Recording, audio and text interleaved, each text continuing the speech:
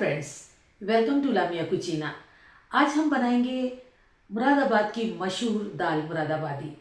ये बहुत खाने में मज़ेदार होती है और गर्मा गर्म खाए तो बार बार खाने का दिल करता है। लेकिन इस दाल का एक सीक्रेट है और वो है उसका मसाला। इस मसाले को मैंने ऑथेंटिक तरीके से बनाया है, इसलिए आप वीडियो को एंड तक देखें और कमेंट्स करके मुझे ज़रूर बताएं कि आपको कैसा लगा। आपने सुना होगा आजकल ये दाल इतनी मशहूर हो रही है कि लोग मैरिजेस में इसका स्पेशल स्टॉल भी लगाते हैं। इसलिए इसको आप एक बार बनाइए, मेरा वायदा है बार बार बनाने का दिल करेगा। मेरे चैनल पे न्यू है, ये सब्सक्राइब नहीं किया तो प्लीज़ सब्सक्राइब करें, लाइक और शेयर करें। बेल आइकन को प्रेस करना ना भूलें, तभी तो मेरी न्यू वीडियोस आप तक पहुंचेगी। तो बनाना शुरू करते हैं मुरादाबादी दाल।